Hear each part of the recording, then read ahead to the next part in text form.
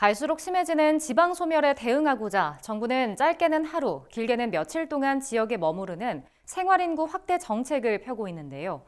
최근 통계청이 1분기 생활인구를 산정한 결과 인구 감소 지역의 생활인구가 등록인구의 5배 수준인 것으로 나타났습니다. 정부는 이번 결과를 인구 감소 대응을 위한 정책 수립의 기초자료로 활용하겠다는 입장입니다. 진주영 기자가 전해드립니다.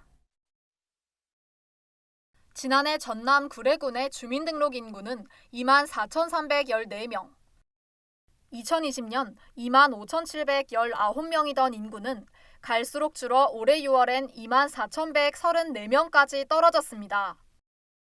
그런데 구례군에 살고 있지는 않지만 이곳을 찾은 외지인의 수는 44만 9,206명에 달합니다. 지난 3월에 열린 산수유꽃 축제를 보기 위해 전국에서 사람이 몰린 덕분입니다.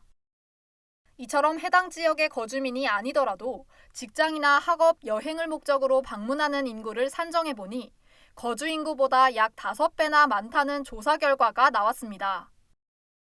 행정안전부와 통계청은 최근 인구 감소 지역 89곳을 대상으로 1분기 생활인구 산정 결과를 발표했습니다.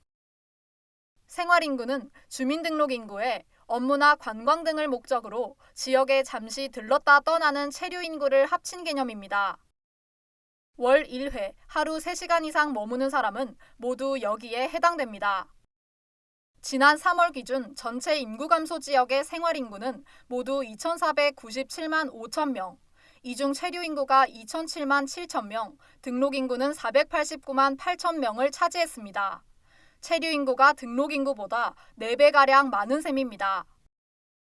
모든 인구 감소 지역의 체류인구가 등록인구보다 많았고 인구 감소 지역의 평균 체류일수는 3.41로 나타났습니다. 특히 강원 지역의 활력도가 타 시도에 비해 높았습니다. 양양군이 최근 청년층 사이에서 서핑 성지로 떠오르고 있는 데다 올해 확대 시행된 워케이션 사업의 영향이 컸습니다. 행안부는 이번 조사 결과가 지역 맞춤형 정책을 수립하는 데 기여할 것으로 내다보고 있습니다. 다만 연휴나 계절적 요인에 따른 생활인구의 편차 문제는 극복해야 할 과제입니다. 1월과 비교해 설 연휴가 있었던 2월과 봄철 나들이 객이 증가하는 3월에 평균 체류인구 비율이 대폭 늘었기 때문입니다. 휴일에 체류하는 인구 비율도 대부분 지역이 60%에 달합니다. 전문가들은 생활인구를 확대하기 위해선 인구정책, 지역균형발전 정책 등과 결합할 필요가 있다고 강조합니다.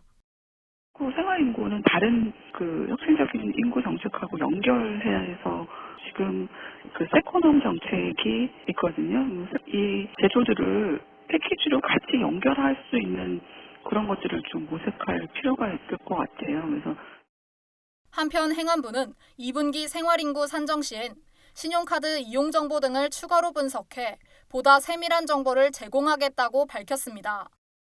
NBS 진주영입니다.